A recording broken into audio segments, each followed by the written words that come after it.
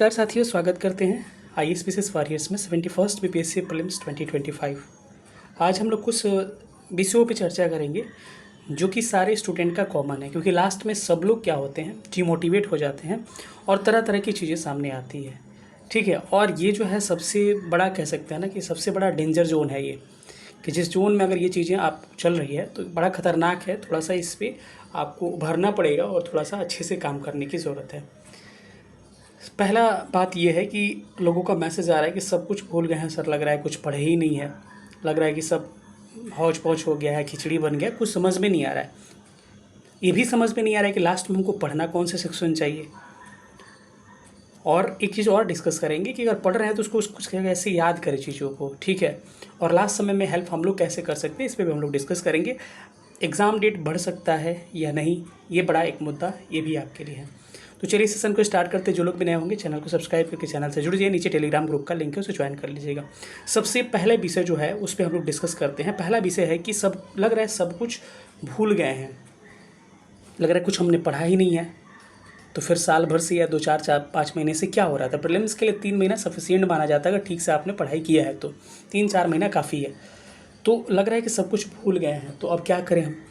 देखिए, आप भूले कुछ भी नहीं है, सच्चाई ये है, आपके अंदर डर समा गया है, सच्चाई ये भी है।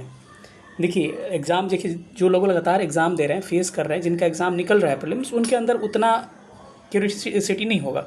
लेकिन ये उनके साथ ज़्यादा होता है जिनका लगातार पीटी रुक रहा है कुछ नंबरों से, या पहली बार अपीयर हो रहा है एग्ज़ाम में, उनके साथ ऐसी चीज़ें होती है अक्सर। ठीक है, क्योंकि ये हम लोग पर्सनल अनुभव किए हैं तो ये चीज़ें पता है। अब जो है ना कि लग रहा है सब कुछ भूल गए। अच्छा, एक बात, मैंने आपके अंदर डर बैठा है, और एक बात, मेरे प्रश्न का आप खुद जवाब दीजिएगा और उस पर क्या करिएगा, गहन मंथन करिएगा थोड़ा सा।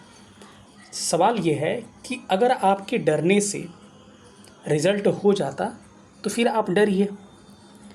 अगर आप डरते हैं तो क्या रिज़ल्ट आपका हो जाएगा? बिल्कुल नहीं होगा, ये सच है। हालांकि आप नहीं डरते हैं तो रिज़ल्ट हो सकता है, लेकिन डरिएगा तो रिज़ल्ट नहीं होगा।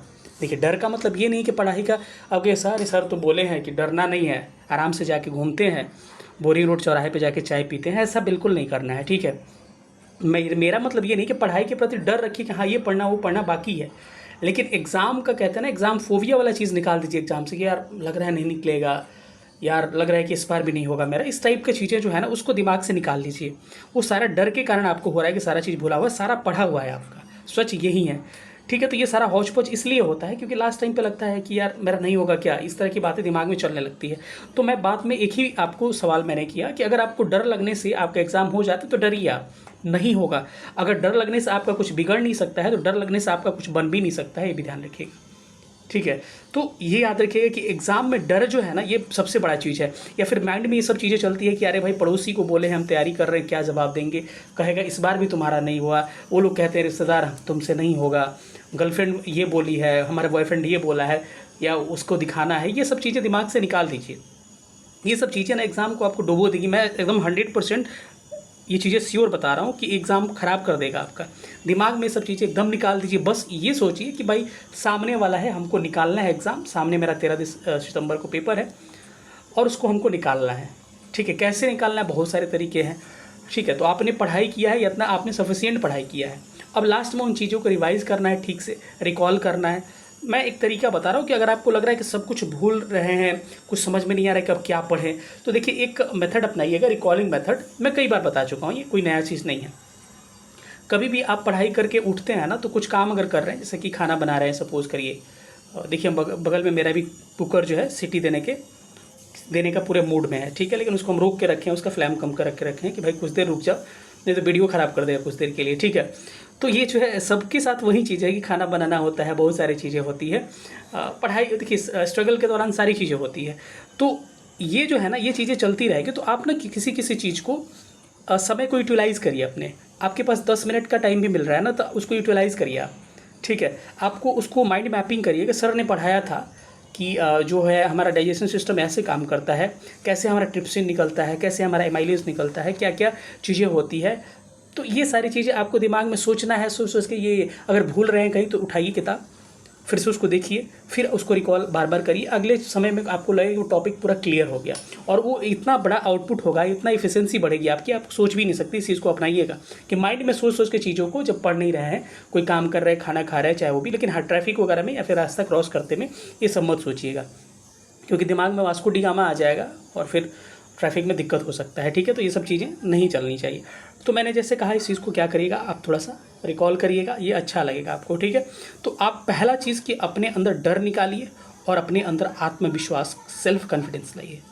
आत्मविश्वास ऐसा हथियार है ना कि हारे हुए जंग भी आप जीत सकते हैं। सच में बता रहा हूँ कि आत्मविश्वास ऐसी चीज़ है कि हारा हुआ जंग भी जीत सकते हैं। अब ये मतलब नहीं कि दिन भर सूत रहे हैं, रात भर सूत रहे हैं, कर एक पूरा आत्मविश्वास है कि 71 बीपीएससी मेरा एकदम पीटी निकल रहा है, तो नहीं, ऐसा आत्मविश्वास नहीं। अपने पढ़ाई करते रहिए, आत्मविश्वास रखिए। और एक बात ध्यान रखिए, जो आपने जीएस वाला सेक्शन पढ़ रखा है ना, थोड़ा बहुत उसको रिवाइज कर लीजिए और उसमें करेंट का सेक्शन आप जरूर कर लीजिए, क्योंकि जो एस्थेटिक पार्ट है ना, कई लोगों को लगता है वो जल्दी ख़त्म नहीं होता है और आपको लास्ट तक लगता रहेगा एग्जाम के दिन तक, अरे यार वो बचा है, आपको फंडामेंटल राइट्स बचा है, फंडामेंटल ड्यूटीज़ बचा है, इसको यार देख लेते, बहुत सारी चीज़ें चलती रहेगी, लेकिन आपका स्टैटिक का पोर्शन कभी आपको कंप्लीट नहीं होता है। तो उसको एक बार दो बार सरसरी नज़र से देख लीजिए। और करंट वाले, क्योंकि एग्जाम में चाहिएगा ना, ऑप्शन देख के सारी चीज़ें आपको उसमें याद आने लगेगा, एलिमिनेट कर सकते हैं, टिक कर सकते हैं। लेकिन करंट वाला सेक्शन ये है ना कि इसमें होता है कि आपको हिट एंड ट्रायल वाली चीज़ें हो जाती है कि आ रहा है तो ठीक है, नहीं आ रहा तो एकदम खत्म कहानी, कोई इसमें दिमाग नहीं काम करता है। तो इसीलिए करंट के सेक्शन को मैं कहूँगा कि थोड़ा सा ठीक से करें। आपको ये कहाँ से करें सर, तो कोई भी मैगजीन आप उठाइए, डिस्क्रिप्टिव मैगजीन से एडिटोरिया हो गया, विजन हो गया, कोई भी, या दृष्टि या फिर आई दृष्टि, जो भी पढ़ रहे हैं आप, तो आप उसको उठाइए और एक ही मैगजीन को 2-3 बार आप पढ़ जाइए। ठीक है, ये आपके लिए काफ़ी फ़ायदेमंद होगा। 50 मैगजीन के पीछे मत भागिएगा, ये सच है। बाकी हमने भी एडिटोरिया का वीडियो डाल रखा है, उसका पीछे वाला जो क्वेश्चन है 900, तो आप चाहें तो उसको भी देख सकते हैं, बहुत सारा तरीका है। ठीक है, तो आप करंट वाले सेक्शन पे थोड़ा सा ठीक से फोकस करिएगा। और दूसरा चीज़ है कि आप PYQ के सेक्शन पे थोड़ा अच्छा से फोकस करिए, कहाँ से सवाल पूछा है, और जहाँ से सवाल पूछा है उस टॉपिक को नहीं छोड़ना है, उस टॉपिक को ठीक से करना है भाई। इसको कहते हैं स्मार्ट स्ट्रैटेजी। जहाँ सेक्शन से सवाल पूछ दिया है ना, उसको थोड़ा सा ठीक से कर लीजिए। मैंने जैसे कि सपोज कर एटॉमिक स्ट्रक्चर से सवाल आ रहा है, एटॉमिक स्ट्रक्चर से सवाल 70 बीपीएससी में आया है, पीछे भी पूछा है कि पूछता है कि एटॉमिक मास पूछ देता है या फिर नंबर ऑफ इलेक्ट्रॉन्स पूछ देता है, एटॉमिक नंबर पूछ देता है, बहुत सारी चीज़ें, तो उस चैप्टर को ठीक से करना है। आपको पता है एसिड बेस साल्ट से अभी आपका DSO का पेपर हुआ था, उसमें ब्लड का आपका pH वैल्यू पूछा था। फिर आपको अभी हाल ही में पेपर मोटर व्हीकल इंस्पेक्टर का हुआ, उसमें भी एसिड बेस साल्ट से सवाल पूछा था, तो क्यों नहीं एसिड बेस साल्ट को ठीक से कर ले। तो ये सारी चीज़ें जो होगी ना, आपको बहुत आगे लेके जाएंगी। जिस टॉपिक से सवाल पूछा जा रहा है, मैं देखता हूँ कि एक वीडियो समय निकाल के इंपॉर्टेंट टॉपिक सारे सब्जेक्ट का थोड़ा सा मैं लिस्टिंग कर दूंगा। ठीक है, आपके लिए बड़ा काम करेगा लास्ट में। तो इन सब चीज़ों पे आपको थोड़ा सा ध्यान देना होगा, जो इंपॉर्टेंट चैप्टर्स है उसको ठीक से पढ़ना है। ठीक है, अगर PYQs वाला आप चाहते हैं तो हम भी आपको PYQs का 71st BPSC and TRE4 PYQ करके, TRE4 PYQ करके एक मेरा प्लेलिस्ट बना हुआ है, और उस प्लेलिस्ट में हमने फिजिक्स का, बिहार स्पेशल का पूरा, केमिस्ट्री का, बायोलॉजी का कल रात में वीडियो मेरा पड़ा हुआ है, 1 बजे रात में पड़ा था, ये सेक्शन मैंने करवा दिया। इसके साथ ही मैं बिहार स्पेशल का पूरा सेक्शन एक वीडियो करा दिया हूँ, जिसमें आपको बिहार ज्योग्राफी पूरा 3 घंटे में कंप्लीट करवाया है, एकदम डिटेल तरीके से। बिहार हिस्ट्री लगभग 1.5-2 घंटे में हमने कंप्लीट कराया, तो वो सारा EVS हमने लगभग 1.5 घंटे में कंप्लीट कराया। ये सेक्शन देख सकते हैं। लेकिन ये PYQ वाला जो सेक्शन है, इसको देखिएगा, क्योंकि इसका मेरे खास बात क्या है कि जिस टॉपिक से सवाल पूछा है, जैसे कि अभी हम डिस्कस कर रहे थे, जिस टॉपिक से सवाल पूछा है ना, उस टॉपिक को रिपीट करता है, तो उस जो टॉपिक आता है, तो पूरे टॉपिक को मैं एक्सप्लेन करके उसका पूरा चैप्टर खत्म कर देता हूँ। इससे क्या होगा कि जैसे बायो का वीडियो पढ़ा है 2 घंटे का, रात का 2 घंटे 5-6 मिनट का है, तो वो वीडियो में मैंने ऐसा एक्सप्लेन किया है कि सारा विटामिन आपका, सारा वायरस से होने वाले आपके डिजीजेस, सारे आपके बैक्टीरिया से होने वाले, सारे प्रोटोजोआ से होने वाले, या फिर आप कह सकते डाइजेस्टिव सिस्टम, आपका रिस्पिरेटरी सिस्टम हो गया, या फिर एक्सक्रीटरी सिस्टम हो गया, सारा चीज़ को मैंने अच्छे से एक्सप्लेन कर दिया है। सेल क्या होता है, कैसे काम करता है, ब्रांच ऑफ बायोलॉजी क्या होता है, साइंटिफिक नेम क्या होता है, ये सारी चीज़ों को मैंने काफ़ी अच्छा से एक्सप्लेन कर दिया है। तो पूरा बायोलॉजी लगभग 2 घंटे में एक्सप्लेन कर दिया, वो भी PYQ बेस्ड पे। तो ये आपके लिए कितना फ़ायदेमंद होगा, आप ये सोच नहीं सकते हैं। और मैंने तो देखा कि DSO का पेपर हुआ, चाहे मोटर व्हीकल इंस्पेक्टर का पेपर हुआ, उसमें डायरेक्ट सारे प्रश्न आपको ऑप्शन सहित पूछे जा रहे हैं। नहीं भरोसा है तो आपके सामने पहले का वीडियो पड़ा है, आप जाइए। और पेपर कल का हुआ है, परसों का हुआ है एक पेपर, और एक और पेपर कुछ दिन पहले DSO का हुआ था, आप जाके उसको मिलाइए। नहीं मिलेगा तो फिर हमसे आके कहिएगा। कुछ 2, 4, 5, 10 प्रश्न ऊपर नीचे हो सकते हैं। अगर जहाँ 30 प्रश्न पूछ रहा है, वहाँ से 15, 17, 18 प्रश्न डायरेक्ट आ रहे हैं वहीं से। तो इन सब सेक्शन को अच्छे से थोड़ा सा कर लीजिए। ठीक है, तो ये सबसे बड़ा चीज़ है कि अपने अंदर आत्मविश्वास लाइए कि हम कर सकते हैं भाई, यार निकलेगा। अरे 13-14 हज़ार लोग हैं यार, आप PT निकलेगा सबका। आपका क्यों नहीं होगा? इतने लोग निकाल रहे हैं, दूसरे ग्रह से थोड़े आते हैं। मैं बार बार ये इस चीज़ को रिपीट करता हूँ कि दूसरे ग्रह से लोग नहीं आते हैं, ठीक है। आप ही लोग में से कोई पीटी निकालता है, हम और आप जैसे लोग ही निकालते हैं, ऐसा कुछ नहीं कि कोई दूसरा कोई निकालता है। बस बात यही होती है कि एक बार निकल जाता है तो अंदर से कॉन्फिडेंस आ जाता है, और जब नहीं निकलता है तो अंदर से कॉन्फिडेंस नहीं रहता है। अब देखिए यहाँ पर कुकर को भी मेरा कॉन्फिडेंस आ गया, ये सीटी देने के पूरा कगार पे है। अब रहा एक अंतिम प्रश्न कि एग्जाम डेट बढ़ सकता है कि नहीं। ये काफ़ी गहन मुद्दा है, इस पर हम लोग डिस्कशन करेंगे, ठीक है। और एकदम सच्चाई बताऊंगा, शायद मेरी बातें आपको कड़वी लगे, बुरा लग जाए, लेकिन मैं बोलूँगा, ठीक है। आपको बुरा लगे मतलब कि अपने आप को सच्चाई एक्सेप्ट करना पड़ेगा। अब इसमें कई लोग ऐसे कमेंट कर रहे हैं ना कि सर भागलपुर में बाढ़ आया हुआ है, सर एग्ज़ाम डेट बढ़ना चाहिए। पटना में बाढ़ आया हुआ है, हम भी पटना में, भाई कहाँ हम दह रहे हैं? नहीं दह रहा है ना। मैं ये मजाक नहीं उड़ा इस चीज़ों को, क्योंकि हम बिहार से बिलोंग करते हैं और बिहार में अभी आपदा का त्रसदी चल रहा है, वो चीज़ को मैं फील कर रहा हूँ। लेकिन आयोग जो एग्ज़ाम कराने की कंडीशन में है और एग्ज़ाम करा सकता है, ऐसा सेंटर देगा कि आसानी से आप वहाँ पहुँच सकते हैं किसी भी तरह, ठीक है। तो अभी ऐसा, अब मैं सच एक बता रहा हूँ, शायद मेरी बात मैं बार बार कह रहा हूँ कि बुरी लग जाती है कई बार, क्योंकि मैं सच बोलता हूँ। ये पता है, जो लोग भी कहते हैं ना कि बाढ़ आया हुआ है, ये जो हुआ है, मैं आपको एकदम श्योर, आपको गारंटी देके कह रहा हूँ कि उसमें से 90% लोग ऐसे हैं ना जिनकी तैयारी नहीं हुई है। सच है, मानिए मत मानिए, ये आपके ऊपर डिपेंड करता है।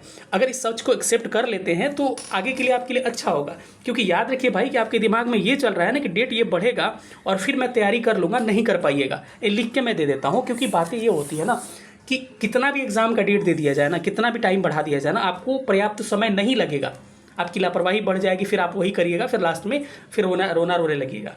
मैं समझ सकता हूँ कि बाढ़ प्रभावित है बिहार, लेकिन अभी बाढ़ खत्म हो, अभी आपको डेट क्या है, आज 11 अगस्त है और आपको एग्ज़ाम में लगभग 1 महीने से ज़्यादा का समय बचा हुआ है। और इसमें कुछ भी हो सकता है। हाँ, हो सकता है कि ज़्यादा बाढ़ हो गया, ट्रैक पे पानी लग गया, एकदम बाढ़ की त्रासदी आ गई, जब जाने लायक कहीं नहीं है, बिल्कुल कैंसिल हो गया एग्ज़ाम, इस चीज़ के मैं पक्षधर हूँ। लेकिन ध्यान रखिए कि एग्ज़ाम का 1 महीना है और नहीं लग रहा है कि 1 महीना तक ये चीज़ें चलती रहेगी, क्योंकि सितंबर वगैरह में जाते जाते चीज़ें सारी ठीक हो जाती है। अगस्त कहते हैं ना, सावन भादो वगैरह ये जो चीज़ें चलती है ना, भादो स्टार्ट हो गया, इसी में कुछ दिन तक चलेगा आपको, 8-10 दिन बारिश। तो ये सच को एक्सेप्ट करिए और अपनी तैयारी पे फोकस करिए। अभी भी 1 महीना पड़ा हुआ है यार, उस ओपो की स्थिति में आपका एग्जाम की तैयारी नहीं हो पाएगी। आपने देखा होगा 13 दिसंबर वाला चीज़ें, पिछली बार कितना आंदोलन किया गया एग्जाम डेट बढ़ाने का, बढ़ा, एक दिन डेट नहीं बढ़ा है, ठीक है। तो चेयरमैन थोड़ा सा जिद्दी टाइप के हैं और ये हमको नहीं लग रहा है कि मतलब कि पहले से प्री डिटरमाइंड एग्जाम, तो समय से एग्जाम हो ही जाना चाहिए, इसमें जिद उद की कोई बात नहीं है। पहले से एग्जाम अगर डिसाइड है तो एग्जाम हो भी जाना चाहिए, क्योंकि देखिए आपके हिसाब से लग रहा है ना, क्योंकि बहुत सारे के समय लोगों के लिए इंपॉर्टेंट है।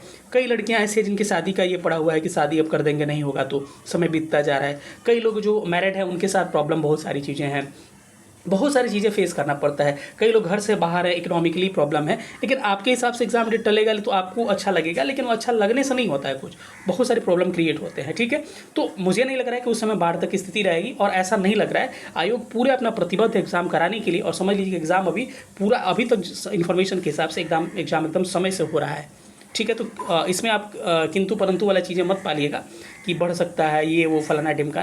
देखिए जो चीज़ें होंगी तो होगी, अरे भाई 2 बार रिवाइज कर लीजिएगा ना, बढ़ जाएगा तो क्या करना है, ठीक है। तो शायद मेरी बात कुछ लोगों को बुरी लगी हो, लेकिन इस पर मंथन करिएगा और सोचिए कि मैं जो कह रहा हूँ क्या सही है कि गलत है, ठीक है। बाढ़ की त्रासदी है यार, हम लोग बिहार वाले तो बाढ़ से प्रभावित रहते ही हैं। दक्षिण बिहार हमारा सूखा प्रभावित रहता है, उत्तर बिहार हम लोग बाढ़ से प्रभावित रहते हैं।